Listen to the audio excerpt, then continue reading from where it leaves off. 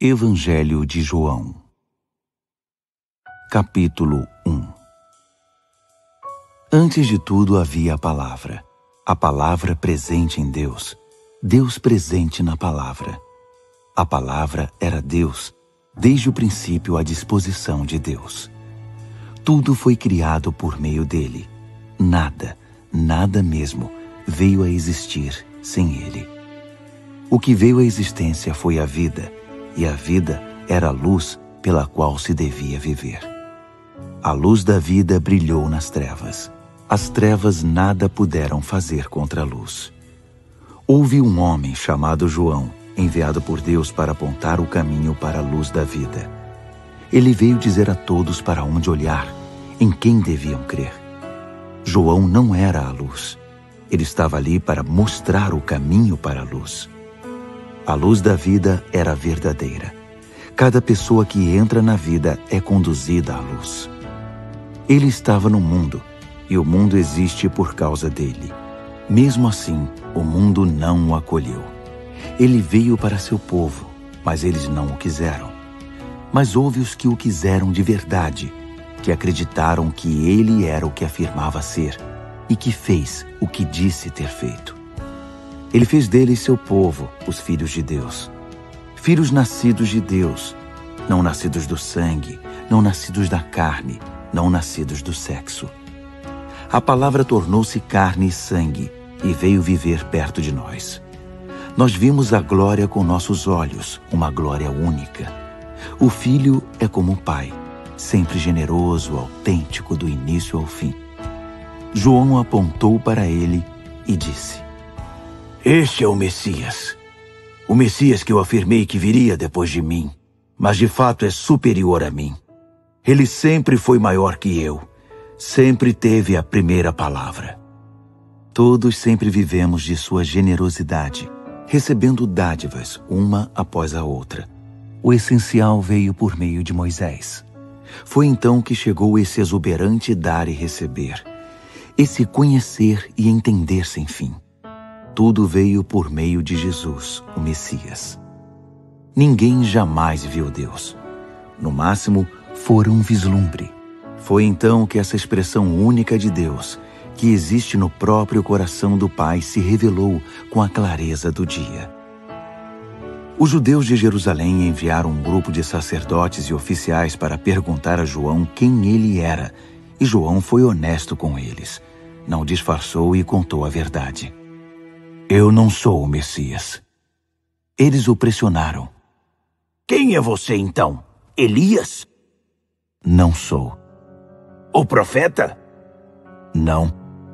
Exasperados perguntaram: "Quem então? Precisamos dar uma resposta aos que nos enviaram. Diga-nos alguma coisa, qualquer coisa a seu respeito." "Eu sou um trovão no deserto. Preparem um caminho reto para Deus. Estou fazendo o que o profeta Isaías anunciou." Os que o interrogavam eram do partido dos fariseus, mas tinham sua própria pergunta. "Se você não é o Messias, nem Elias, nem o profeta, por que você batiza?" João respondeu: "Eu batizo apenas com água. Uma pessoa que vocês não conhecem já está entre nós. Ele vem depois de mim, mas é muito mais importante. Na verdade, não sou digno nem de carregar a sua mala." Essa conversa aconteceu em Betânia, do outro lado do Jordão, onde João estava batizando. No dia seguinte, João viu Jesus vindo em sua direção e exclamou: "Aqui está ele, o Cordeiro Pascal de Deus. Ele perdoa os pecados do mundo. Este é o homem de quem falei, aquele que viria depois de mim, mas de fato é superior a mim. Eu não sabia nada a respeito dele. Só sabia que minha missão era deixar Israel preparado para reconhecê-lo como o homem que veio nos mostrar Deus. É por isso que vim, batizando com água, dando um bom banho em vocês e limpando os pecados de cada um para que pudessem ter um novo começo com Deus." João fortaleceu seu testemunho dizendo: "Vi o Espírito como uma pomba voando pelo céu, fazendo dele sua morada. Repito, não sei nada a respeito dele a não ser isto. Aquele que me autorizou a batizar com água me disse: Aquele sobre quem você vir o Espírito descer e permanecer, batizará com o Espírito Santo. Foi exatamente isso que vi acontecer. Por isso digo a vocês, e não há dúvida, este é o Filho de Deus. No dia seguinte, João estava de volta ao seu posto com 2 discípulos, que observavam. Ele ergueu os olhos, viu Jesus caminhando e disse: Aqui está ele, o Cordeiro Pascal de Deus. Os 2 discípulos, ouvindo isso, passaram a seguir Jesus. Ele olhou para trás e perguntou: O que procuram? Eles disseram: Rabi, que quer dizer mestre, onde o senhor costuma ficar? Ele respondeu: Venham e vejam vocês mesmos. Eles foram, viram onde Jesus estava vivendo e ficaram ali o resto do dia, pois já estava anoitecendo. André, irmão de Simão Pedro, era um dos 2 que ouviram o testemunho de João e que haviam começado a seguir Jesus. A primeira coisa que ele fez depois de descobrir onde Jesus vivia foi procurar seu irmão Simão e dizer: Encontramos o Messias! Isto é, o Cristo. Ele imediatamente o levou a Jesus. Jesus olhou para ele e disse: Você é Simão, filho de João? De agora em diante seu nome será Cefas, ou Pedro, que significa pedra. No dia seguinte, Jesus decidiu ir para a Galiléia. Ao chegar, encontrou Filipe e disse: Venha, siga-me. Filipe era de Betsaida, a mesma cidade de André e Pedro. Filipe foi com ele. Mais adiante encontrou Natanael e disse: Encontramos aquele a respeito de quem Moisés escreveu na lei, aquele anunciado pelos profetas. É Jesus, filho de José. Ele veio de Nazaré. Natanael perguntou: Nazaré? Você está brincando? Mas Filipe insistiu: Venha, veja você mesmo. Quando Jesus viu Natanael se aproximar, disse: Aí está um autêntico israelita, em quem não há falsidade. Natanael estranhou: De onde tirou essa ideia? Você não me conhece? Jesus respondeu: Um dia, bem antes de Filipe ir chamá-lo, vi você debaixo da figueira. Natanael exclamou: Rabi, o Senhor é o Filho de Deus, o Rei de Israel. Jesus disse: Você acreditou porque eu disse que o vi debaixo da figueira? Você ainda não viu nada. Antes que esta história acabe, você verá os céus abertos e os anjos de Deus descendo e subindo sobre o Filho do Homem. João, capítulo 2. Passados 3 dias, houve uma festa de casamento na cidade de Caná, na Galiléia. A mãe de Jesus estava lá. Jesus e seus discípulos também foram convidados. Quando o vinho estava quase no fim, a mãe de Jesus comentou com ele: O vinho está acabando. Jesus respondeu: E isso é da nossa conta, mãe? Minha hora não chegou ainda. Não me apresse. Mesmo assim, ela orientou os empregados: Façam exatamente o que ele disser. Havia ali 6 grandes potes de pedra usados pelos judeus para as lavagens rituais. A capacidade de cada pote era de 80 a 120 litros. Jesus ordenou aos empregados: Encham os potes de água. E eles os encheram até a borda. Agora encham suas taças e levem-nas ao mestre de cerimônias, disse Jesus, e eles obedeceram. Quando o mestre de cerimônias provou a água transformada em vinho, ele não sabia o que tinha acontecido, mas os empregados sabiam.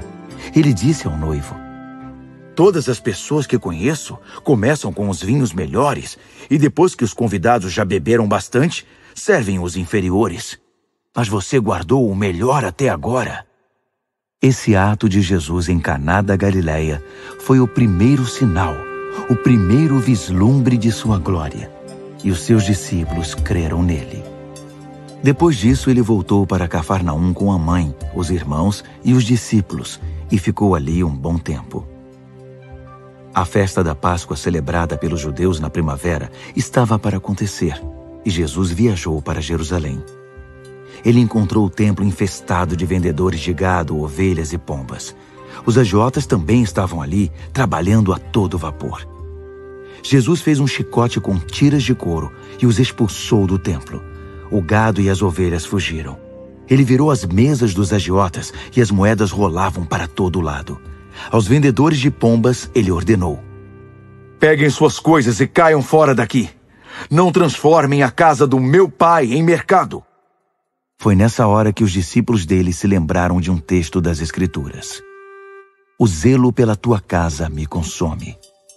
Mas os judeus estavam incomodados e perguntaram: com que autoridade você faz isso?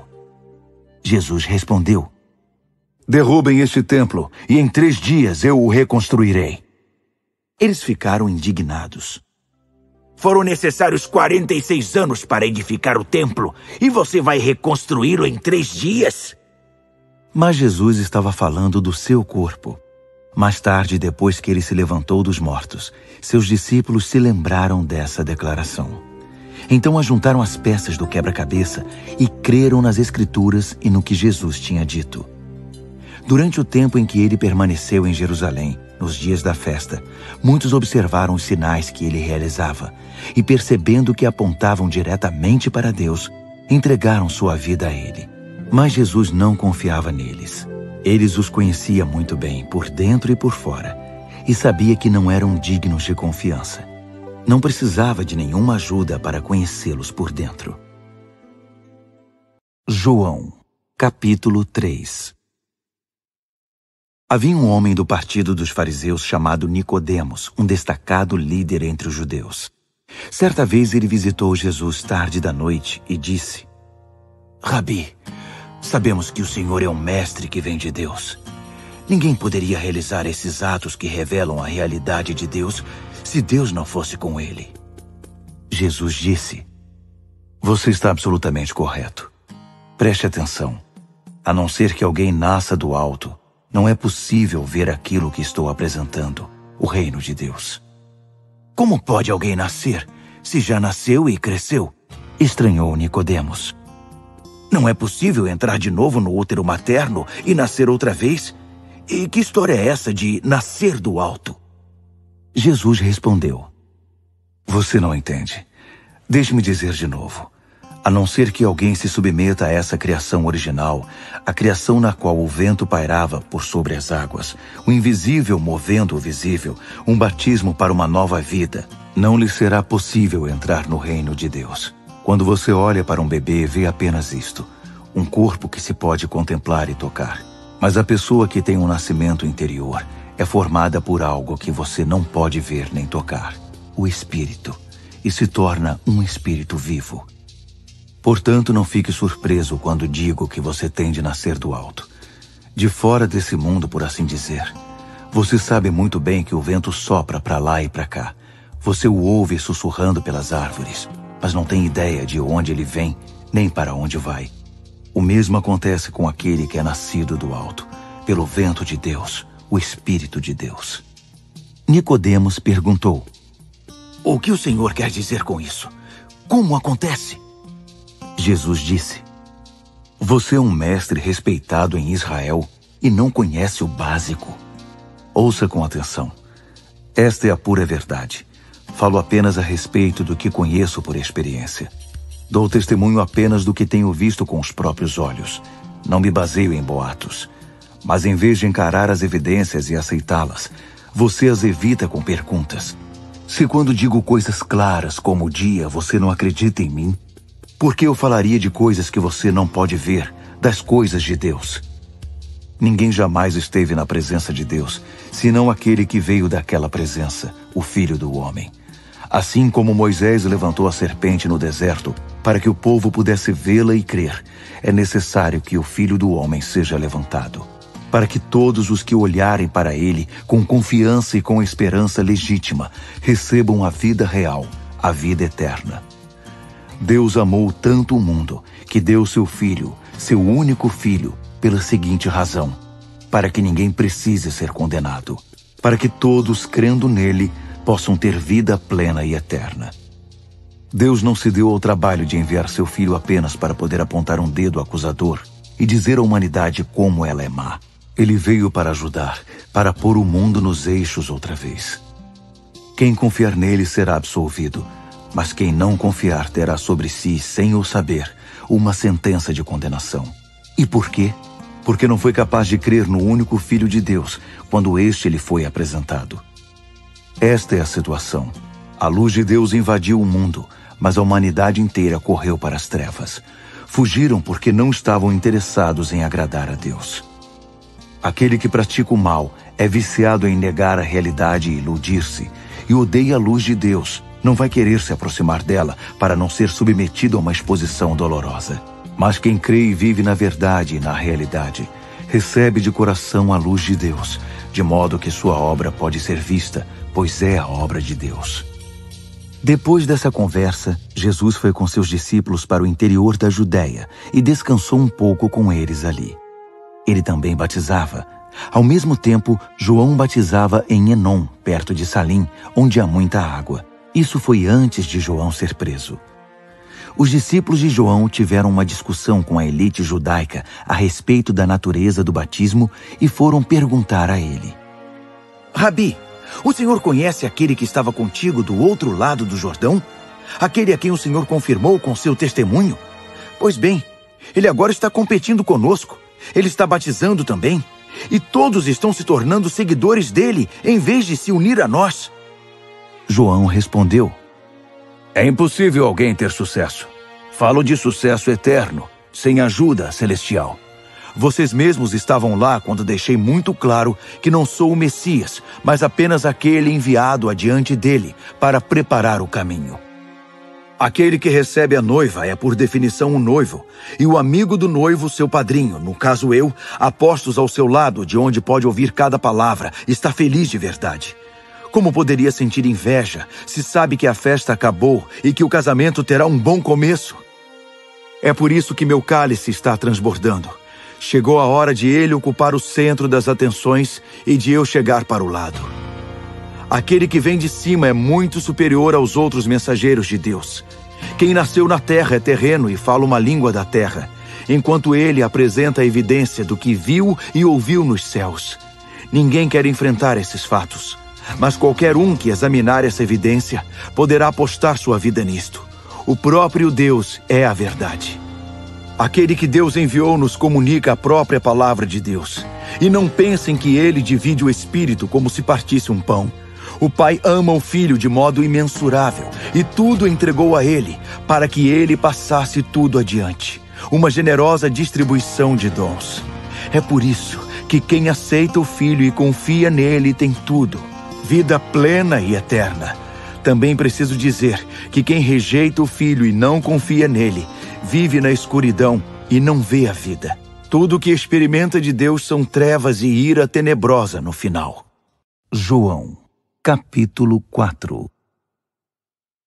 Jesus percebeu que os fariseus se deram conta dos batismos que ele e João realizavam, se bem que não era Jesus quem de fato batizava, mas seus discípulos.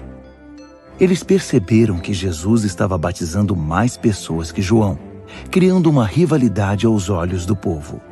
Jesus então deixou a Judéia e voltou para a Galiléia. Para chegar lá, tinha de passar por Samaria.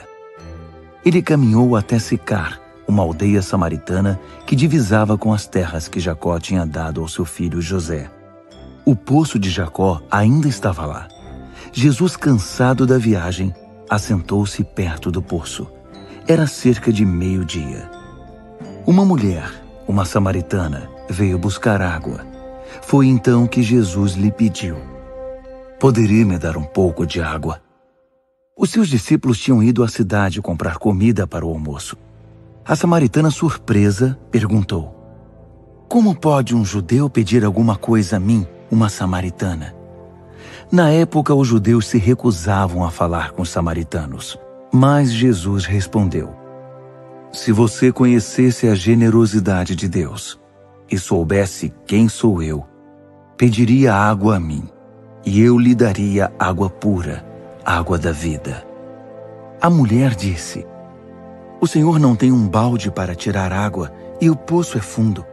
Então, de onde vai tirar essa água viva? Por acaso o Senhor tem mais recursos que nosso antepassado Jacó, que cavou este poço e bebeu dele, e também seus filhos e seus rebanhos, e o deixou para nós?" Jesus disse: Quem beber desta água vai ficar com sede outra vez. Quem beber da água que eu der nunca mais terá sede. Nunca. A água que ofereço é como um poço artesiano interior, jorrando vida para sempre. Então a mulher lhe pediu: Senhor, dê-me dessa água, de modo que eu nunca mais tenha sede, nem tenha de voltar a este poço. Ele disse: Vá chamar seu marido e volte aqui. Não tenho marido, foi a resposta. Você disse bem, não tenho marido. A verdade é que você já teve 5 maridos, e o homem com quem vive agora não é seu marido. Você falou a verdade. Ah, o senhor é profeta. Então tire a minha dúvida. Nossos antepassados adoraram a Deus neste monte, mas vocês, judeus, insistem em que Jerusalém é o único lugar para adorar. Quem está certo? Mulher, acredite. Está chegando a hora em que vocês, samaritanos, irão adorar o Pai, mas não neste monte, nem em Jerusalém. Vocês adoram como que tateando no escuro. Nós, judeus, adoramos na clara luz do dia. O caminho de Deus para a salvação veio por meio dos judeus. Mas chegará o momento, na verdade já chegou, em que não importará como vocês são chamados ou onde irão adorar. O que conta para Deus é quem você é e como vive. Seu culto deve envolver o seu espírito na busca da verdade. Este é o tipo de gente que o Pai está procurando. Aquele que é simples e honesto na presença dele em seu culto. Deus é espírito, e quem o adora deve fazê-lo de maneira genuína, algo que venha do espírito, do mais íntimo do ser. A mulher disse: Não entendo bem sobre isso.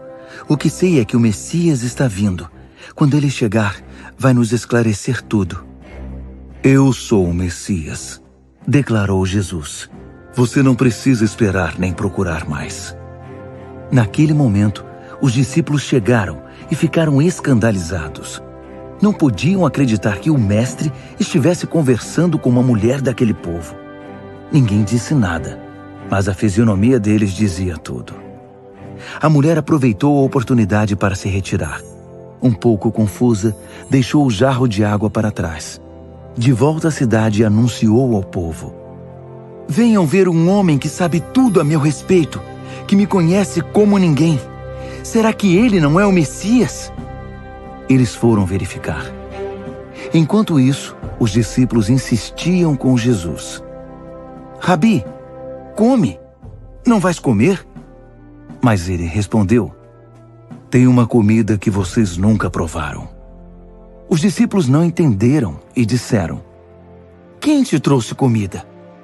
Jesus explicou: A comida que me mantém ativo é fazer a vontade daquele que me enviou, concluir a obra que ele começou. Quando olham ao redor, vocês não dizem que em 4 meses será o tempo da colheita? Muito bem, agora digo eu: abram os olhos e vejam o que está diante de vocês. Os campos samaritanos estão maduros. É tempo da colheita. O ceifeiro não espera. Vai logo pegar o que é seu, ajuntando os grãos maduros para a vida eterna. Agora o semeador e o ceifeiro estão juntos. O clima é de triunfo. E sobressai a verdade contida no ditado: um semeia, o outro colhe. Eu os enviei para colher num campo em que nunca trabalharam. Sem mover um dedo, vocês trabalharam num campo cultivado por outros desde muito tempo e com muito sacrifício. Muitos dos samaritanos daquela cidade passaram a seus seguidores por causa do testemunho da mulher. Ele sabe tudo a meu respeito, me conhece como ninguém. Eles imploraram a Jesus que permanecesse com eles, e ele ficou 2 dias ali. Muitos outros confiaram a vida a ele depois de ouvi-lo. Eles disseram à mulher: Nós cremos não mais por causa do que você disse, mas pelo que ouvimos. Agora temos certeza, ele é o Salvador do mundo. 2 dias depois, Jesus foi para a Galileia. Ele sabia por experiência própria que um profeta não é respeitado no lugar onde cresceu. Quando chegou a Galileia, o povo dali o recebeu, mas apenas por terem ficado impressionados com o que ele havia feito em Jerusalém durante a Páscoa, não por saber quem ele era ou o que estava para fazer. Jesus estava de volta a Caná da Galileia, lugar onde havia transformado a água em vinho. Enquanto isso, em Cafarnaum, o filho de um oficial da corte do rei estava doente. Quando ele soube que Jesus estava na Galiléia, foi procurá-lo e implorou que ele fosse à sua casa e curasse seu filho que estava quase morrendo. Jesus declarou: "Vocês se recusam a crer se não presenciarem um milagre." Mas o oficial da corte não se deu por vencido. "Por favor, é a vida do meu filho." Jesus simplesmente respondeu: "Vá para casa. Seu filho está vivo." O homem creu na palavra de Jesus e foi para casa. No caminho, seus empregados o encontraram e deram a notícia. "Seu filho está vivo!" Ele lhes perguntou a que horas seu filho começara a se sentir melhor. Eles disseram: "A febre baixou ontem, por volta da 1h da tarde." Era exatamente a hora em que Jesus tinha dito: "Seu filho está vivo." Foi o suficiente. Não apenas ele, mas todos os de sua casa creram. Esse foi o segundo sinal realizado por Jesus após seu regresso para a Galiléia. João, capítulo 5. Tempos depois, houve outra festa e Jesus estava de volta a Jerusalém. Perto da Porta das Ovelhas, havia um tanque chamado Betesda em aramaico, com 5 pavilhões. Centenas de doentes, cegos, aleijados, paralíticos ocupavam esses pavilhões. Um homem inválido estava ali havia 38 anos. Quando o viu estendido ao lado do tanque, sabendo por quanto tempo ele estava ali, Jesus lhe disse: "Você quer ficar bom?" O homem respondeu: "Senhor, quando a água é agitada, não tenho quem me ponha no tanque. Tento chegar, mas sempre alguém chega antes." Jesus disse: "Levante-se, pegue sua maca e comece a andar." O homem ficou curado imediatamente. Pegou a maca e saiu dali. Mas era sábado. Alguns judeus pararam o homem curado e disseram: "É sábado. Você não pode carregar sua maca por aí. É contra a lei." Ele respondeu: "O homem que me curou me mandou fazer isso. Ele disse: pegue sua maca e comece a andar." Eles perguntaram: "Quem deu essa ordem?"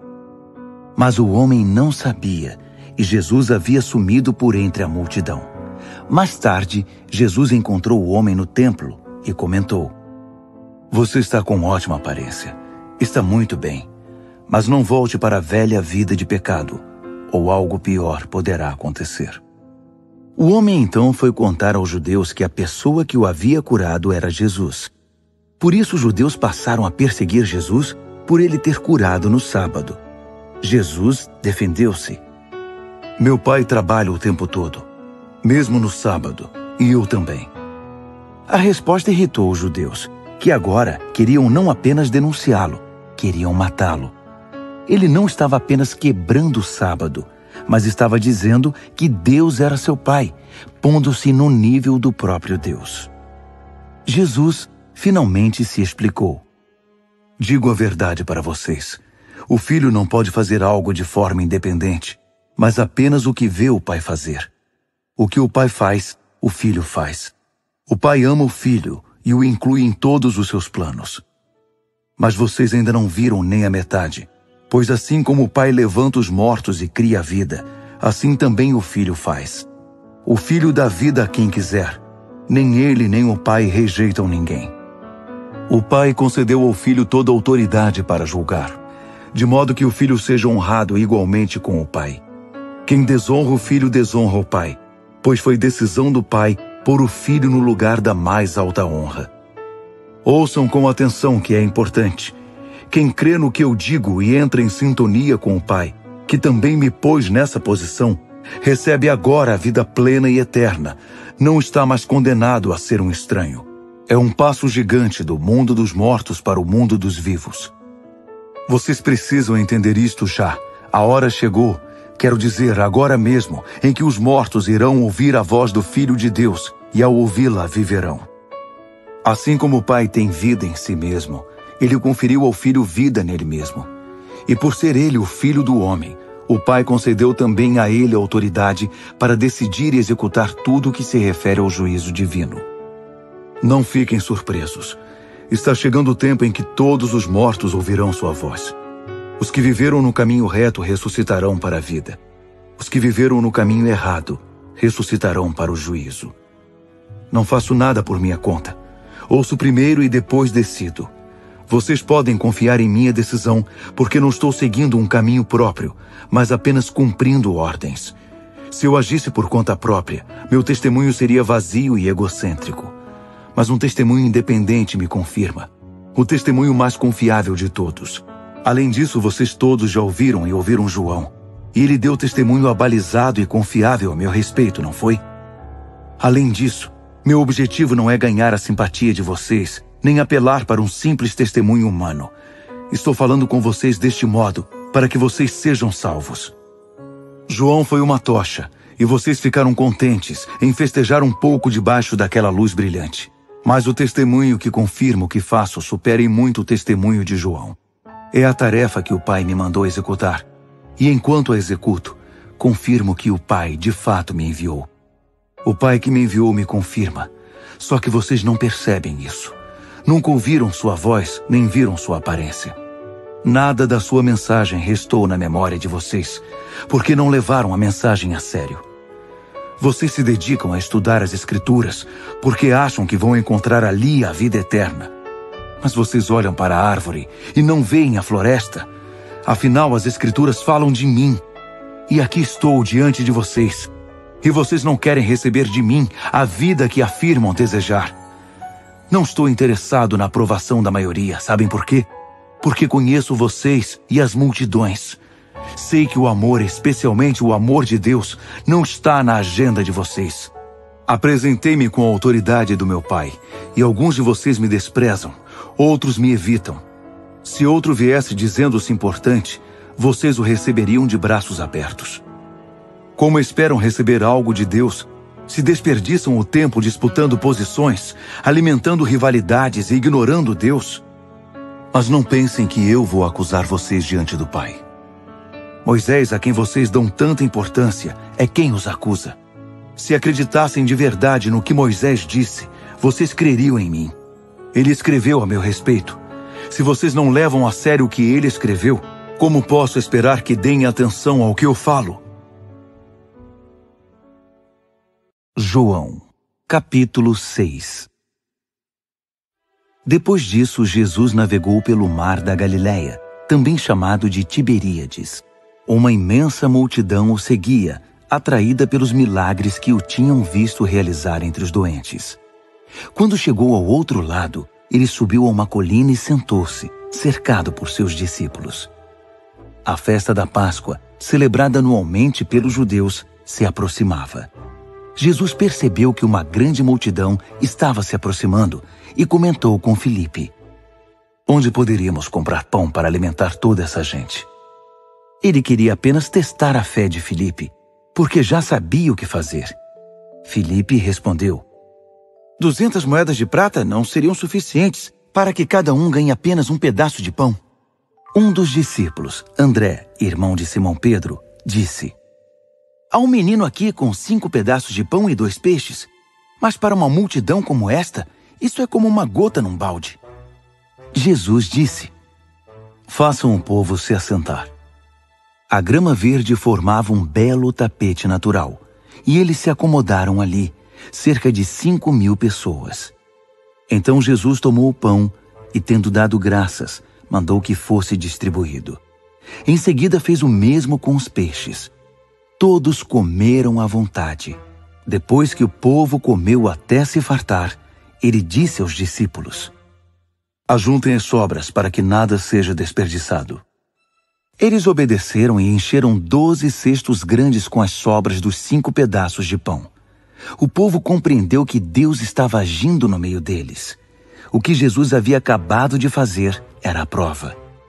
Eles disseram: "Este com certeza é o profeta de Deus aqui na Galileia." Jesus percebeu que no entusiasmo deles já cogitavam a ideia de fazê-lo rei. Por isso afastou-se dali e voltou para a montanha para ficar sozinho. Ao entardecer, os discípulos voltaram para o mar, entraram no barco e navegaram em direção a Cafarnaum. Já estava escuro e Jesus ainda não havia voltado. Um vento forte soprou e o mar ficou agitado. Eles estavam uns 5 quilômetros mar adentro quando viram Jesus caminhando sobre a água, bem perto do barco. Ficaram apavorados, mas Jesus os tranquilizou. Sou eu, está tudo bem. Não fiquem com medo. Então eles o receberam no barco e pouco depois chegaram à terra, no lugar exato a que pretendiam chegar. No dia seguinte, a multidão que havia ficado para trás percebeu que havia só um barco e que Jesus não tinha voltado com os discípulos. Eles tinham visto o barco sair sem Jesus, mas havia barcos de Tiberíades por perto na hora em que eles comiam um pão abençoado pelo Senhor. Assim, quando perceberam que não havia voltado, entraram nos barcos de Tiberíades e foram para Cafarnaum à procura dele. Quando o encontraram no outro lado do mar, disseram: Rabi, quando o Senhor chegou aqui? Jesus respondeu: Vocês vêm à minha procura não porque viram Deus no que eu fiz, mas porque enchi a barriga de vocês e de graça. Não gastem energia lutando por comida perecível como aquela. Trabalhem pela comida que permanece, comida que sustenta a vida eterna, comida que o Filho do Homem providencia. Ele e o que ele faz são permanentes, porque tem a garantia de Deus, o Pai. Eles disseram: Muito bem, o que temos de fazer então para realizar as obras de Deus? Jesus respondeu: Confiem naquele que Deus enviou. Se passarem a segui-lo, ele os envolverá na obra de Deus. Eles pediram: Dá-nos um sinal que diga quem és, uma pista sobre o que está acontecendo. Então seremos teus seguidores. Mostra-nos o que podes fazer. Moisés alimentou nossos antepassados com pão no deserto, e as Escrituras dizem, ele deu a eles pão do céu para comer. Jesus respondeu: O real significado dessa passagem não é que Moisés deu pão do céu ao povo, mas que meu Pai está agora oferecendo a vocês pão do céu, o pão verdadeiro. O pão de Deus desceu do céu para dar vida ao mundo. Eles pediram: Então, queremos esse pão agora e sempre. Jesus disse: Eu sou o pão da vida. Quem vem a mim não terá mais nem sede nem fome. Digo isso com toda clareza, porque vocês, ainda que me tenham visto em ação, não acreditam em mim. Aquele que o Pai me dá, virá correndo para mim. E uma vez que essa pessoa esteja comigo, eu a guardarei. Não permitirei que ela se vá. Desci do céu não para seguir meus caprichos, mas para cumprir a vontade daquele que me enviou. Posso resumir assim essa vontade. Toda a tarefa de que o Pai me incumbiu será concluída, sem a omissão de um único detalhe, para que no fim dos tempos tudo esteja como deve ser. É isto que o meu Pai quer.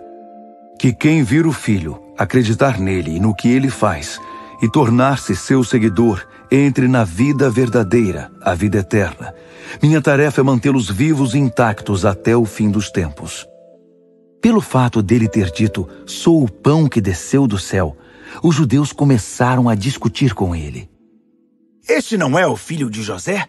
Não conhecemos seu pai? Não conhecemos sua mãe? Como pode ele agora dizer, desci do céu, e esperar que alguém acredite nele?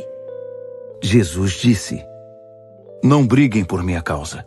Vocês não estão no comando, mas sim o Pai que me enviou. Ele traz a mim as pessoas. É o único modo de vir a mim. Só assim realizo o meu trabalho, reunindo as pessoas e preparando-as para o fim. Foi o que os profetas quiseram dizer quando escreveram: eles todos serão pessoalmente ensinados por Deus. Quem quer que tenha passado algum tempo ouvindo o Pai, ouvindo de verdade e aprendendo, vem a mim para ser ensinado pessoalmente, para ver com os próprios olhos e ouvir de mim com seus ouvidos, pois tudo recebi diretamente do Pai. Ninguém viu o Pai, a não ser aquele que convivia com ele, e vocês agora podem ver a mim. Digo isso agora da maneira mais sóbria e solene. Quem crer em mim tem vida verdadeira, vida eterna. Eu sou o pão da vida. Seus antepassados comeram pão do céu no deserto e morreram, Mas agora está aqui um pão que verdadeiramente veio do céu. Quem comer desse pão jamais morrerá. Eu sou o pão vivo que desceu do céu. Qualquer um que comer desse pão viverá, e para sempre. O pão que dou ao mundo para que possam comer e viver sou eu mesmo, um ser de carne e sangue. Os judeus ficaram alvoroçados outra vez. Como pode este homem servir sua carne numa refeição? Mas Jesus não deu confiança a eles e prosseguiu. Só depois que comerem e beberem carne e sangue, a carne e o sangue do Filho do Homem, vocês terão vida interior. Quem tiver um desejo sincero por essa comida e bebida, obterá a vida eterna e estará pronto para o dia final. Minha carne é verdadeira comida e meu sangue é verdadeira bebida. Ao comer minha carne e beber meu sangue, vocês vão estar em mim e eu em vocês. O Pai que é vivo me enviou aqui. Assim vivo por causa dele, para que quem fizer de mim uma refeição possa viver por minha causa. Esse é o pão do céu. Os antepassados de vocês comeram pão e mais tarde morreram. Quem come desse pão viverá para sempre. Tudo isso foi dito enquanto ele ensinava na sinagoga de Cafarnaum. Muitos de seus discípulos ouviram isso e disseram: é um discurso duro demais de engolir. Jesus percebeu que eles estavam tendo dificuldade com o assunto e disse: ficaram arrasados com o que disse? O que aconteceria se vocês vissem o Filho do Homem subindo para o lugar de onde veio? O Espírito pode criar vida. Músculos e força de vontade nada fazem acontecer. Cada palavra que lhes digo provém do Espírito e é capaz de criar vida. Mas alguns de vocês são resistentes e se recusam a ter parte nisso. Jesus sabia desde o início que alguns não iriam segui-lo de fato. Sabia também quem iria traí-lo. Ele continuou: foi por isso que antes eu disse a vocês que ninguém é capaz de vir a mim por conta própria. Vocês vêm a mim apenas como uma dádiva do Pai. Depois disso, muitos discípulos o abandonaram. Não queriam mais nenhuma ligação com ele. Então, Jesus deu aos 12 a mesma oportunidade. Vocês também querem me abandonar? Pedro respondeu: Senhor, para onde iríamos? Só o Senhor tem as palavras de vida verdadeira, de vida eterna. Já decidimos segui-lo de fato e acreditamos que és o Santo de Deus. Jesus respondeu: eu não escolhi vocês, os 12? Mesmo assim, um de vocês é um diabo. Ele se referia a Judas, filho de Simão Iscariotes. Esse homem, um dos 12, já estava se preparando para trair. João, capítulo 7. Mais tarde, Jesus retomou suas atividades na Galileia. Ele não queria viajar pela Judéia, porque os judeus estavam procurando uma oportunidade para matá-lo. Estava próxima a outra festa celebrada anualmente pelos judeus, a dos tabernáculos. Seus irmãos disseram: por que você não vai para a festa, para que seus discípulos possam ver as obras que você faz? Quem quer ser conhecido não pode ficar escondido num canto. Se você leva a sério o que faz, mostre-se ao mundo. Seus irmãos o pressionavam porque não criam nele. Jesus respondeu: não me pressionem. Minha hora não chegou. É a hora de vocês. Aliás, sempre é a hora de vocês, porque não tem nada a perder. O mundo não tem nada contra vocês, mas sim contra mim. Está contra mim porque denuncio a maldade que escondem. Quanto a vocês, vão em frente, vão para a festa. Não esperem por mim. Ainda não estou pronto. Meu tempo não chegou. Ele disse isso e ficou na Galileia. Só que mais tarde, depois de a família ter ido para a festa, ele também foi. Mas se manteve incógnito, evitando ao máximo chamar atenção para si. Os judeus já estavam procurando por ele, perguntando a todos: onde está aquele homem? Havia muita controvérsia a respeito dele. Seu nome circulava na boca do povo.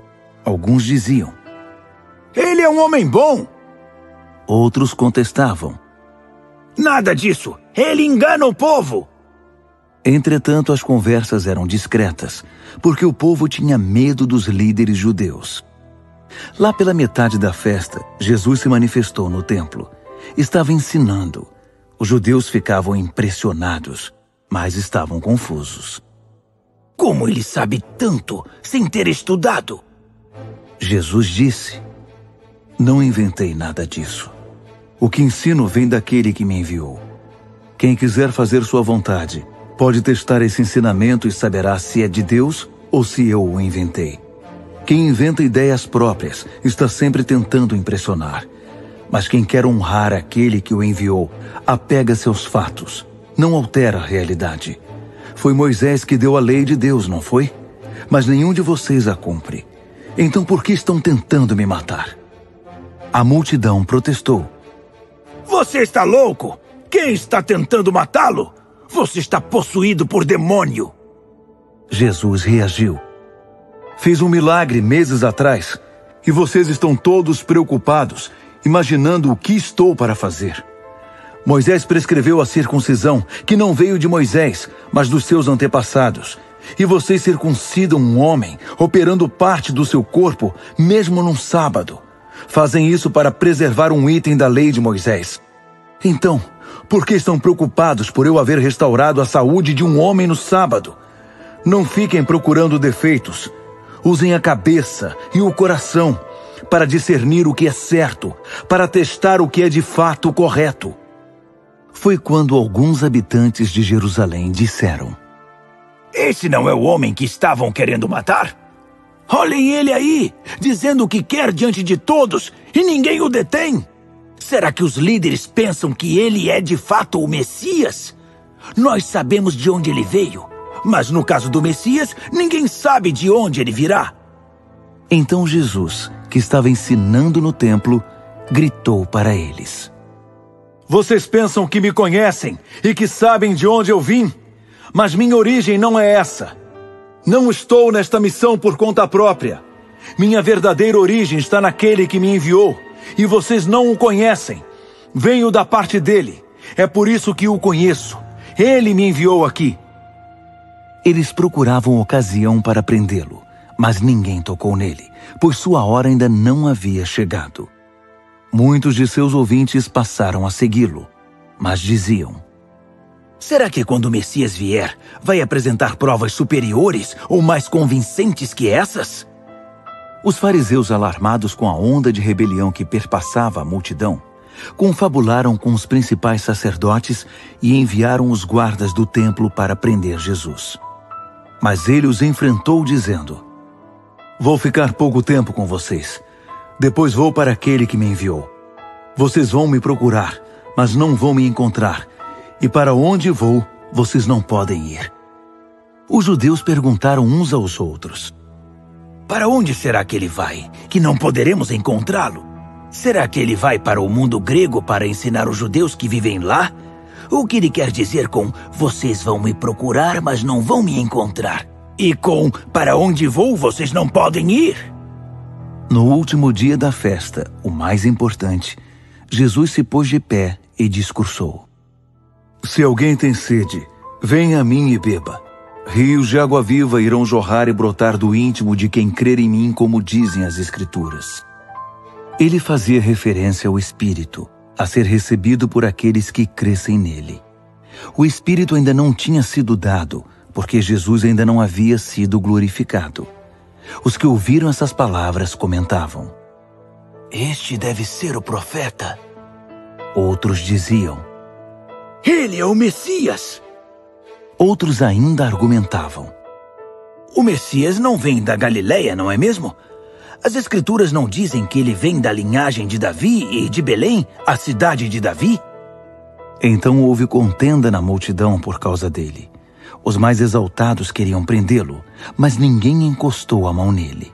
Foi quando os guardas do templo se apresentaram aos principais sacerdotes e fariseus que os questionaram: Por que vocês não o prenderam? Os guardas responderam: Vocês ouviram como ele fala? Nunca ouvimos ninguém falar como esse homem. Os fariseus retrucaram: Vocês se deixaram enganar como o resto dessa gentalha? Não percebem que nenhum líder do povo creu nele? Não veem que nenhum fariseu? É só essa multidão ignorante, que não sabe nada da lei de Deus, que é enganada por ele e acaba condenada. Nicodemos, o homem que havia se encontrado com Jesus e que era um dos líderes e fariseu, interferiu. A lei decide sobre a culpa de um homem sem primeiro ouvi-lo e descobrir o que ele está fazendo? Mas eles o interromperam. Você também está a favor do Galileu? Examine as evidências. Veja se já surgiu algum profeta da Galileia. A reunião terminou e todos foram para casa. João, capítulo 8. Jesus retirou-se para o Monte das Oliveiras, mas logo voltou para o templo. O mundaréu de gente estava à sua volta, e ele se sentava e começava a ensiná-los. Os mestres religiosos e os fariseus apareceram com uma mulher que fora apanhada em adultério. Eles a puseram à vista de todos e disseram: Mestre, esta mulher é adúltera, foi apanhada em flagrante. Moisés na lei ordena o apedrejamento de quem comete esse crime. O que o senhor diz? Eles tentavam apanhá-lo numa armadilha. Queriam induzi-lo a dizer algo incriminador, que pudessem depois usar contra ele. Jesus limitou-se a ficar escrevendo com o dedo na terra. Mas eles não desistiram. Por fim, ele se levantou e disse: Quem de vocês não tiver pecado, seja o primeiro a tirar a pedra. Encurvando-se novamente, continuou a escrever na terra. Ouvindo isso, eles começaram a deixar o local, um após o outro, a começar pelos mais velhos. A mulher foi deixada ali. Jesus levantou-se e perguntou: Mulher, onde eles estão? Ninguém condenou você? Ninguém, Senhor, foi a resposta. Nem eu, disse Jesus. Siga seu caminho, mas de agora em diante, não volte a pecar. Mais uma vez, Jesus discursou para o povo. Eu sou a luz do mundo. Quem me segue não ficará tateando no escuro. A minha luz é para a vida toda. Os fariseus fizeram objeção. Tudo o que temos é a sua palavra. Precisamos de algo mais concreto. Jesus replicou: Vocês estão certos quando dizem que têm apenas minha palavra. Mas estejam certos de que ela é verdadeira. Sei de onde vim e para onde vou. Vocês não sabem de onde sou nem para onde serei levado. Vocês decidem de acordo com o que podem ver e tocar. Eu não faço esse tipo de julgamento. Ainda que fizesse, seria um julgamento verdadeiro, porque não iria se basear na estreiteza da minha experiência, mas na grandeza daquele que me enviou, o Pai. Isso preenche as condições estabelecidas na lei de Deus. Vocês devem confiar no depoimento de 2 testemunhas, e é o que vocês têm, minha palavra e a palavra do Pai que me enviou. Eles perguntaram: Onde está esse a quem você chama de Pai? Jesus respondeu: Vocês olham para mim e não me veem. Como esperam ver meu Pai? Se me conhecessem, iriam conhecer o Pai também. Ele fez esse discurso na tesouraria, enquanto ensinava no templo. Ninguém o prendeu, porque sua hora ainda não havia chegado. Ele continuou: Estou partindo, e vocês vão me procurar, mas estão perdendo Deus ao fazer isso, entrando num beco sem saída. Vocês não poderão ir comigo. Os judeus se perguntavam: Será que ele vai se matar? Foi isso que ele quis dizer quando falou: Vocês não podem vir comigo? Jesus explicou: Vocês estão presos ao que é mundano. Eu estou em contato com algo que está além dos seus horizontes. Vocês vivem de acordo com o que veem e tocam. Eu tenho outros parâmetros. Já disse que vocês perderam Deus agindo assim. Estão num beco sem saída. Se vocês não crerem que sou quem digo que sou, estão encurralados pelos seus pecados. Repito, vocês estão perdendo Deus. Eles perguntaram: Então quem é você?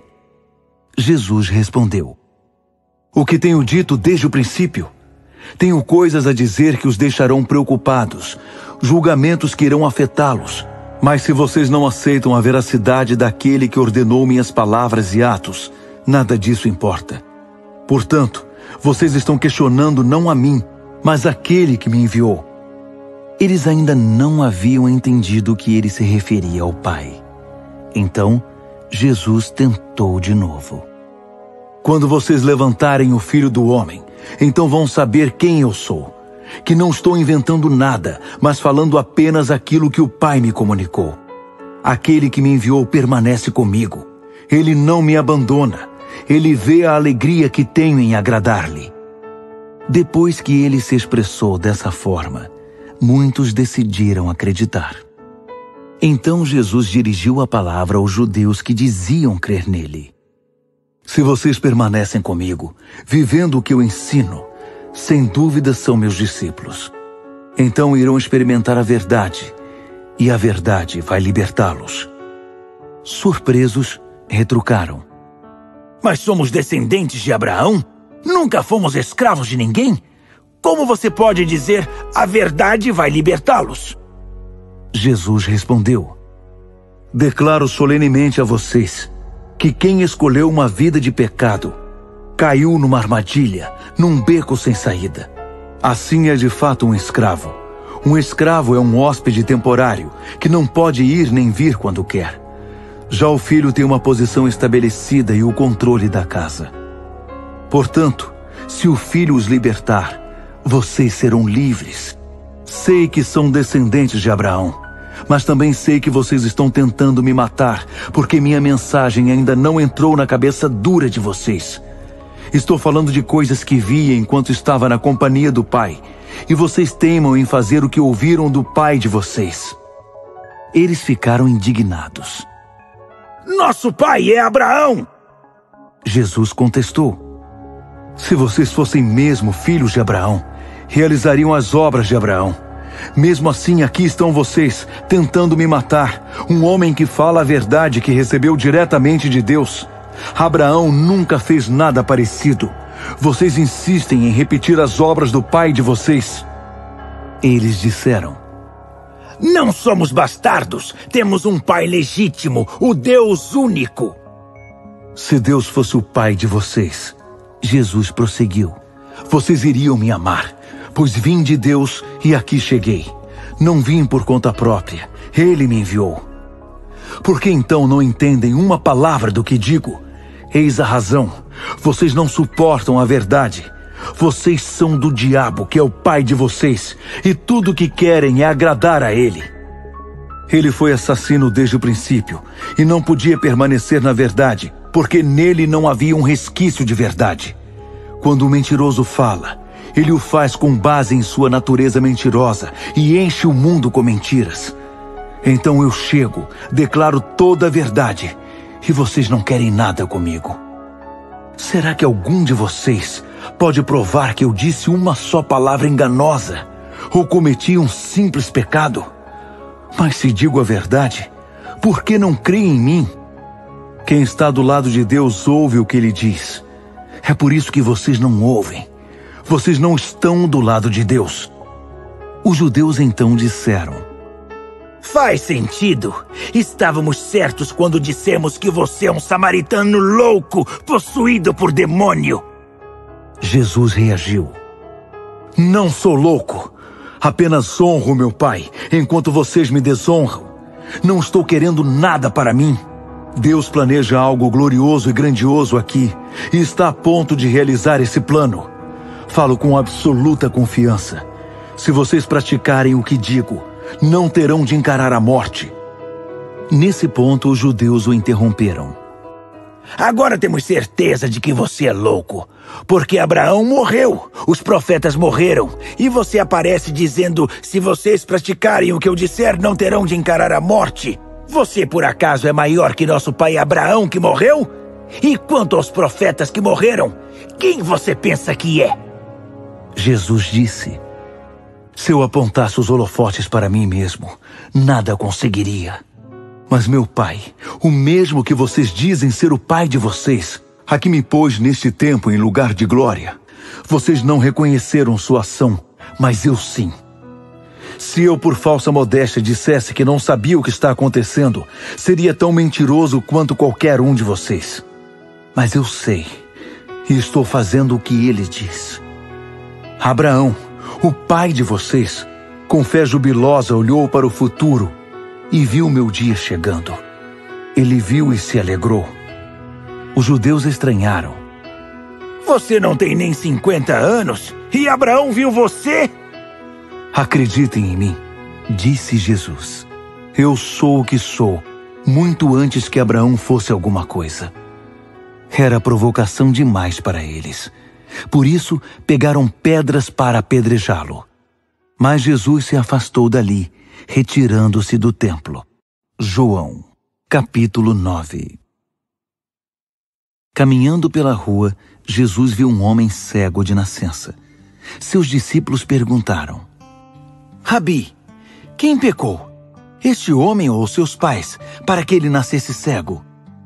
Jesus disse: Vocês estão fazendo a pergunta errada, procurando a quem culpar. Não há nenhuma relação de causa e efeito aqui. Em vez disso, olhem para o que Deus pode fazer. Precisamos trabalhar com energia por aquele que me enviou, enquanto o sol está brilhando. Quando a noite chega, o expediente acaba. Mas enquanto eu estou no mundo, há bastante luz. Eu sou a luz do mundo.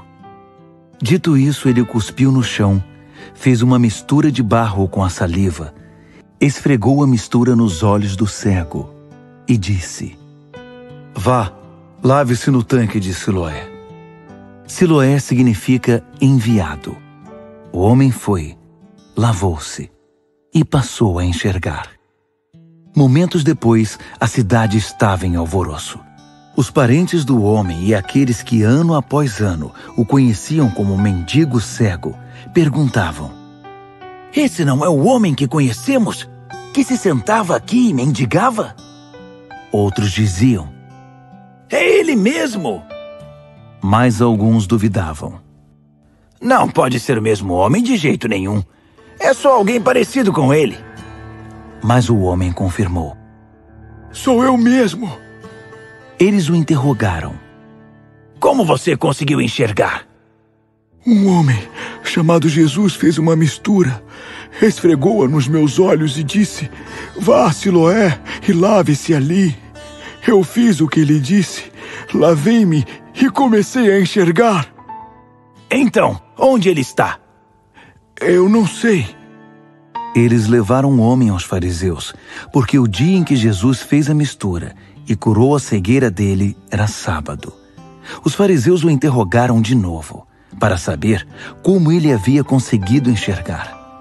Ele respondeu: Ele pôs uma mistura em meus olhos, eu me lavei e agora vejo. Alguns dos fariseus resmungaram: Obviamente esse homem não pode ser de Deus. Ele não guarda o sábado. Outros argumentaram: Como um homem mau pode realizar milagres, atos que revelam o próprio Deus? Assim houve divisão entre eles. Eles voltaram a interrogar o cego: Você é o perito aqui. Ele abriu seus olhos. O que você tem a dizer sobre isso? Ele disse: Ele é um profeta. Os judeus se recusavam a acreditar que aquele homem havia sido cego a vida toda. Então chamaram os pais do homem, que agora enxergava muito bem, e perguntaram: Este é o filho de vocês? O que vocês dizem que nasceu cego? Então como ele pode ver agora? Seus pais disseram: Sabemos que ele é nosso filho e sabemos que ele nasceu cego. Mas não sabemos como veio a enxergar. Não temos a menor ideia de quem abriu os olhos dele. Por que não perguntam a ele? Já é adulto, pode falar por si. Os pais dele falaram assim porque tinham medo dos líderes judeus que haviam determinado que quem afirmasse que Jesus era o Messias seria expulso da sinagoga. Foi por isso que os pais disseram: Perguntem a ele, já é adulto. Eles convocaram o ex-cego segunda vez e disseram: Dê o crédito a Deus. Sabemos que aquele homem é um impostor. Ele replicou: Não sei nada sobre isso, mas de uma coisa eu tenho certeza. Eu era cego e agora vejo. Eles perguntaram: Como ele fez isso a você? Como ele abriu seus olhos? Já contei mais de uma vez e vocês não ouviram. Porque querem ouvir de novo? Querem se tornar discípulos dele? A resposta deixou-os furiosos. Discípulo dele é você. Nós somos discípulos de Moisés. Temos certeza de que Deus falou a Moisés, mas não temos ideia de onde saiu esse homem. O homem respondeu: Impressionante. Vocês alegam não saber nada a respeito dele, mas o fato é que ele abriu meus olhos. É fato bem conhecido que Deus não age por meio de pecadores, mas ouve quem vive em reverência e cumpre sua vontade. Ninguém jamais ouviu falar de alguém que tivesse aberto os olhos de um homem que nasceu cego. Se esse homem não viesse de Deus, não seria capaz de fazer nada. Eles disseram: Você não passa de um Zé Ninguém. Como ousa querer nos ensinar? Então correram com ele dali. Jesus soube que eles o haviam expulsado. Procurou por ele e o achou. Então perguntou: Você acredita no Filho do Homem? O homem disse: Senhor, mostre-o para mim, para que eu possa crer nele. Jesus disse: Você está olhando para ele. Não reconhece minha voz? Senhor, eu creio, exclamou o homem e o adorou. Jesus então disse: Vim ao mundo para pôr tudo às claras, para estabelecer as distinções, de modo que quem nunca viu possa ver, e os que têm a pretensão de ver pareçam cegos. Alguns fariseus casualmente ouviram a conversa e indagaram: Você está nos chamando de cegos? Jesus disse: Se vocês fossem realmente cegos, não teriam culpa. Mas a partir do momento que se declaram capazes de enxergar, se tornam responsáveis por seus erros. João, capítulo 10. Vou tentar ser o mais claro possível. Se alguém pula ou arromba o aprisco das ovelhas, em vez de passar pela porta, não é para fazer boa coisa. É um ladrão de ovelhas. O pastor passa pela porta. O porteiro abre a porta para ele e as ovelhas reconhecem sua voz. Ele chama as ovelhas pelo nome e é o guia delas. Quando estão fora do aprisco, ele as conduz e elas o seguem, porque conhecem sua voz. Elas não seguem a voz de um estranho. Vão se dispersar, porque não estão acostumadas a essa voz. Jesus contou essa história simples, mas eles não tinham ideia do que ele estava falando. Então, tentou de novo. Vou ser explícito então. Eu sou a porta para as ovelhas. Os outros são de má índole, ladrões de ovelhas, todos eles. Mas as ovelhas não os ouvem. Eu sou a porta. Quem passar por mim será bem cuidado. Entrará e sairá e encontrará pastagem. O ladrão vem apenas para roubar, matar e destruir. Eu vim para que eles tenham uma vida verdadeira e eterna. Uma vida melhor e mais rica que qualquer outra com que tenham sonhado. Eu sou o bom pastor. O bom pastor dá mais valor às ovelhas que a si mesmo e se sacrifica se for necessário. O empregado não é um pastor de verdade. As ovelhas nada significam para ele. Ele vê um lobo se aproximar e sai em disparada, deixando as ovelhas desprotegidas. Ele está ali apenas por dinheiro. As ovelhas nada representam para ele. Eu sou o bom pastor. Conheço minhas ovelhas, e minhas ovelhas me conhecem. Da mesma forma, o Pai me conhece, e eu conheço o Pai. Tenho mais consideração pelas ovelhas que por mim mesmo. Sacrifico-me se for necessário. Vocês também precisam saber que tenho outras ovelhas além das que estão neste aprisco. Preciso trazê-las e ajuntá-las também. Elas também reconhecerão minha voz. Então haverá um único rebanho e um só pastor. É por isto que o Pai me ama, porque entrego minha vida de livre vontade. Assim sou livre para reavê-la. Ninguém a toma de mim. Eu a entrego porque quero. Tenho o direito de entregá-la, mas também de reavê-la. Recebi essa autoridade do meu Pai. Esse discurso provocou outra divisão entre os judeus. Alguns diziam: Ele é maluco. Está na cara que não tem juízo. Por que perder tempo em ouvi-lo? Outros não estavam assim tão seguros. Essas não são palavras de um louco? Por acaso um louco pode abrir os olhos de um cego? Eles estavam celebrando a festa da dedicação, chamada em hebraico Hanukkah, em Jerusalém. Era inverno e Jesus passeava no templo, no pórtico de Salomão. Rodeando-o, os judeus disseram: Por quanto tempo você vai nos deixar curiosos? Se você é o Messias, diga-nos diretamente. Jesus respondeu: Eu já disse, mas vocês não acreditaram. Tudo o que fiz foi autorizado por meu Pai. Ações que falam mais alto que palavras. Vocês não acreditam, porque não são minhas ovelhas. Minhas ovelhas reconhecem minha voz. Eu as conheço, e elas me seguem. Dou a elas vida real e eterna. Elas estão protegidas do destruidor o tempo todo. Ninguém consegue roubá-las de mim. O Pai que as pôs sob minha responsabilidade é muito maior que o destruidor, que o ladrão. Ninguém pode tirá-las dele. Eu e o Pai somos um só coração e uma só mente. Mais uma vez, os judeus estavam a ponto de apedrejá-lo. Mas Jesus lhes disse: Tenho feito muitas boas ações da parte do Pai. Por qual delas vocês querem me apedrejar? Os judeus responderam: Não o apedrejaremos por nada de bom que você fez, mas sim pelo fato de ter dito essa blasfêmia, de chamar você mesmo de Deus. Jesus reagiu: Estou apenas citando um texto das Escrituras, em que Deus diz: Digo a vocês, vocês são deuses. Se Deus chama os antepassados de vocês de deuses, e as Escrituras não mentem, por que vocês gritam blasfemador, blasfemador, para o único a quem o Pai consagrou e enviou ao mundo, só porque eu disse, sou o Filho de Deus? Se não faço as obras que meu Pai faz, não precisam crer em mim.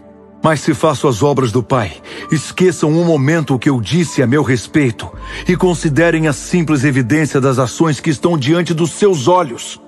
Talvez assim as coisas se esclareçam e vocês consigam entender que não apenas fazemos as mesmas coisas, mas também somos o mesmo, Pai e Filho. Ele está em mim, eu estou nele.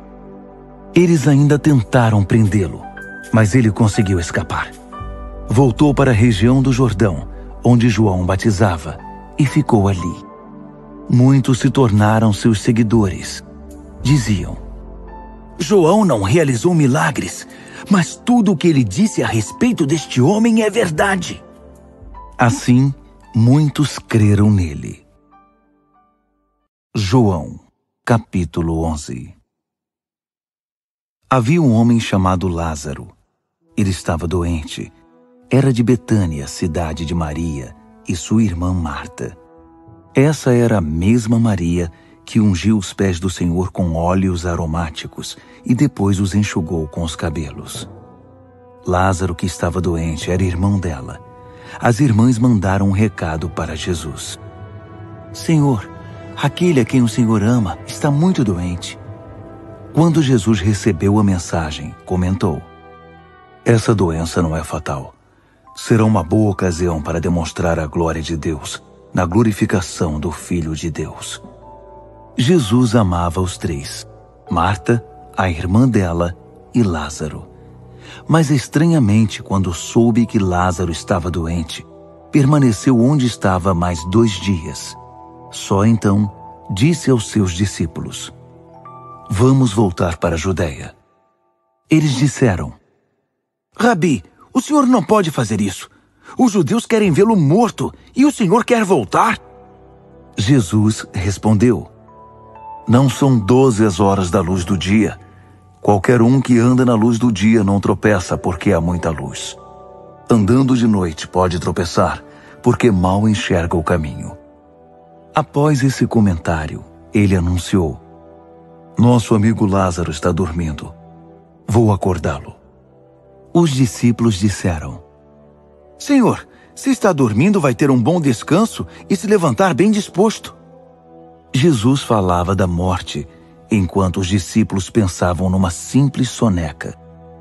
Então, Jesus resolveu falar claramente. Lázaro morreu. Estou feliz por causa de vocês, porque eu não estava lá. Vocês logo terão novos motivos para crer. Agora vamos a ele. Tomé, chamado Gêmeo, suspirou e disse aos seus companheiros: Vamos, bem que podemos morrer com ele.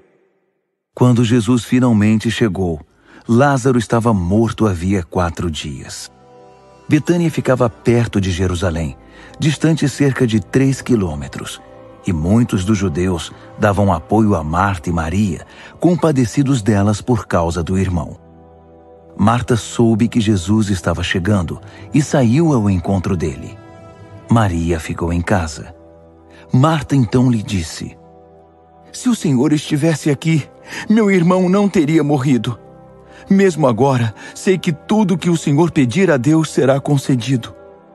Jesus consolou-a: Seu irmão vai ressuscitar. Marta respondeu: Sei que vai, na ressurreição do fim dos tempos. Você não precisa esperar pelo fim.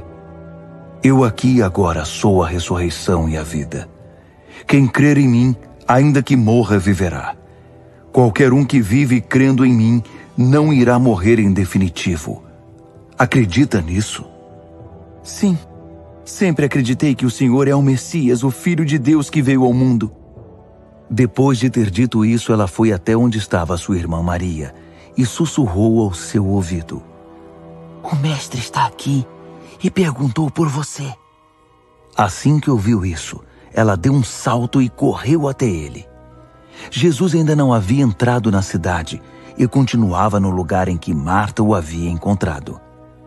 Quando os judeus, amigos dela, viram Maria passar correndo, foram atrás dela, pensando que ela ia ao túmulo para chorar.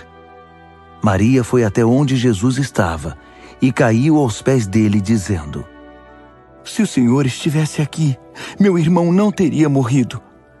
Quando Jesus a viu chorando e os judeus chorando com ela, sentiu grande indignação e perguntou: Onde vocês o puseram? Senhor, vem e vê, disseram. Naquele momento, Jesus chorou. Os judeus disseram: Ele o amava muito. Outros discordaram: Bem, se ele o amasse tanto assim, por que o deixou morrer? Afinal, ele abriu os olhos de um cego. Mal contendo a indignação, Jesus chegou ao local do túmulo. Era uma caverna simples na colina, com uma placa de pedra que a fechava. Ele ordenou: Removam a pedra. Marta, a irmã do falecido, disse: Senhor, a esta altura já está com mau cheiro. Ele morreu há 4 dias. Jesus a olhou bem nos olhos. Eu não disse que, se acreditasse, você veria a glória de Deus? Dirigindo-se aos demais, insistiu: Vão em frente. Tirem a pedra. Eles a removeram. Jesus ergueu os olhos para os céus e orou: Pai, sou grato porque até aqui tens me ouvido. Sei que sempre me ouves. Mas por causa da multidão aqui presente, oro assim para que eles possam crer que me enviaste. Então ele bradou: Lázaro, venha para cá. Lázaro saiu ainda enrolado nos panos da cabeça aos pés e com um lenço sobre o rosto. Jesus lhes ordenou: Desamarre-no para que possa ir. O fato causou uma reviravolta entre muitos dos judeus que estavam com Maria. Eles viram o que Jesus fez e creram nele. Mas alguns procuraram os fariseus para denunciá-lo. Os principais sacerdotes e os fariseus convocaram uma reunião da liderança judaica. O que faremos? Perguntaram. Esse homem insiste em seus feitos, criando sinais divinos.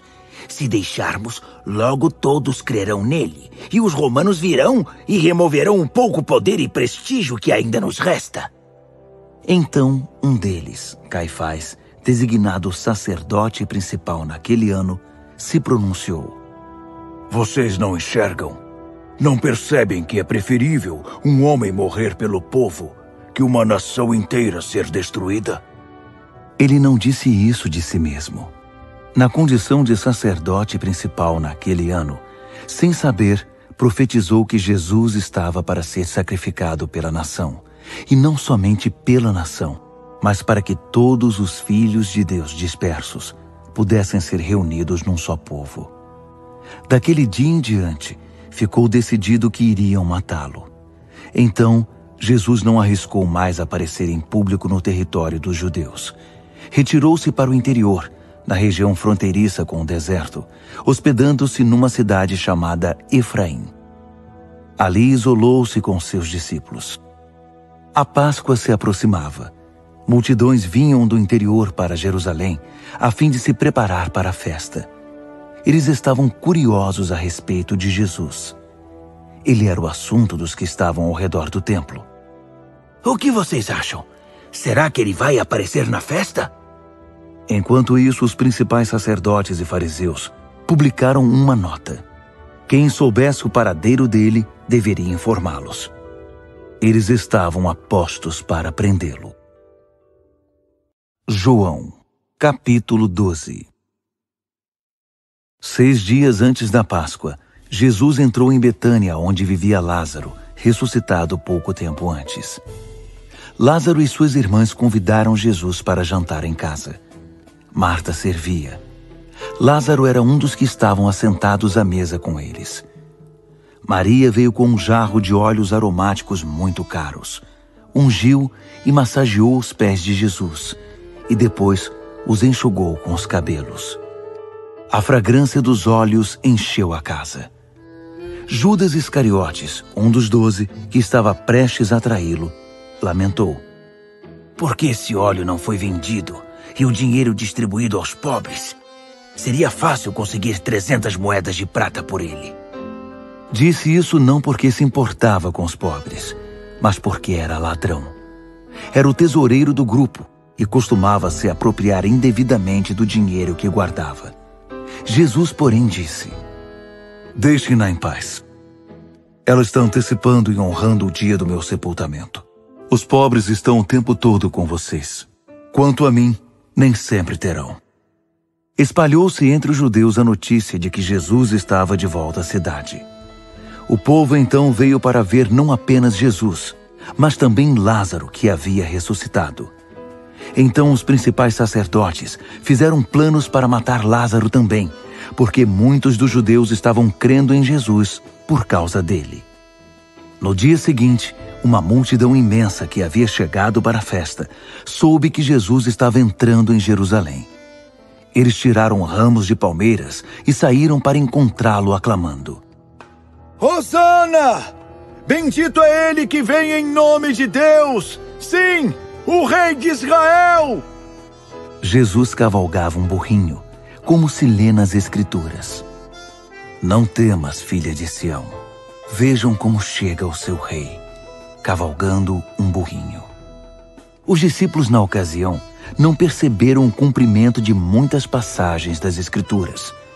Mas depois que Jesus foi glorificado, eles se lembraram de que tudo o que estava escrito a respeito dele combinava com os acontecimentos. A multidão que havia estado com Jesus, quando ele chamou Lázaro do túmulo, levantando-o dos mortos, estava ali, relatando o que tinha presenciado. Foi por se espalhar a notícia desse último sinal de Deus que a multidão cresceu e se transformou num grande desfile de boas-vindas. Os fariseus, olhando a cena, protestaram: Está fora de controle, e todos vão atrás dele. Havia alguns gregos na cidade que tinham vindo para adorar na festa. Eles se aproximaram de Filipe, que era de Betsaida, na Galileia, e pediram: Queremos ver Jesus. Pode nos ajudar? Filipe contou a André, e ambos foram consultar Jesus. Ele respondeu: O tempo é agora. Chegou a hora de o Filho do Homem ser glorificado. Ouçam com atenção. A não ser que o grão de trigo seja enterrado no solo e morra para o mundo, não será nada mais que um grão de trigo. Mas se for enterrado, irá brotar e se reproduzir muitas e muitas vezes. Do mesmo modo, Qualquer um que se apega à própria vida apenas como ela é, a está destruindo. Mas se você perde sua vida sem criar obstáculos ao amor, você a terá para sempre, pois é a vida real e eterna.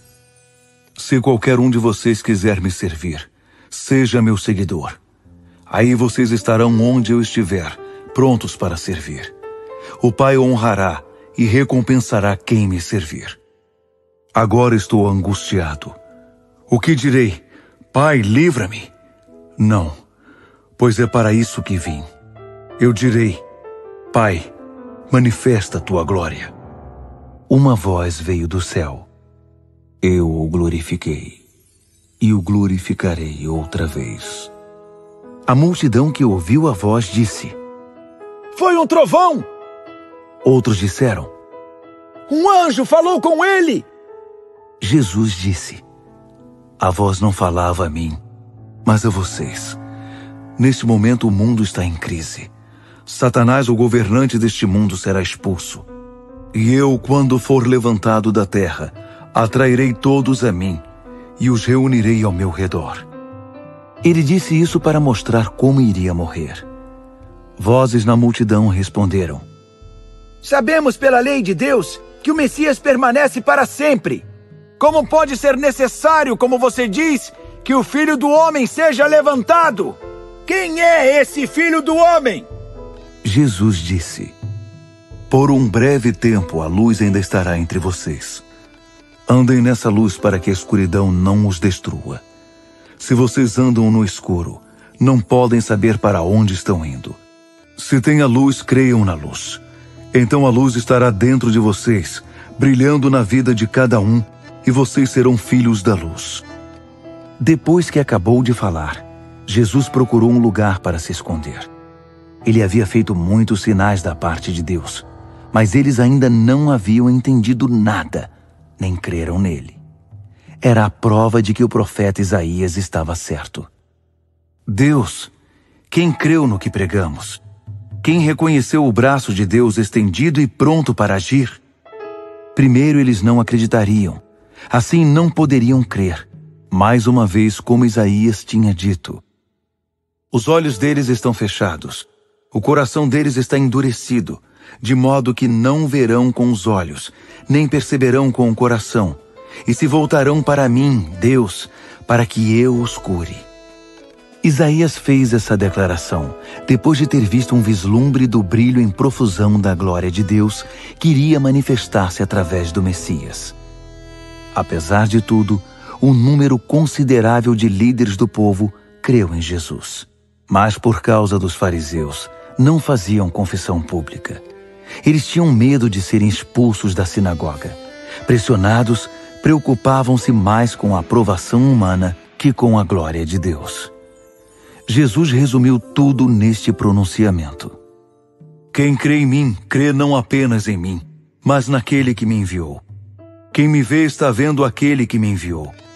Eu sou a luz que veio ao mundo para que todo aquele que crer em mim não viva mais na escuridão. Se alguém ouve o que digo e não se importa, eu não o rejeito. Não vim para rejeitar o mundo, mas para salvar.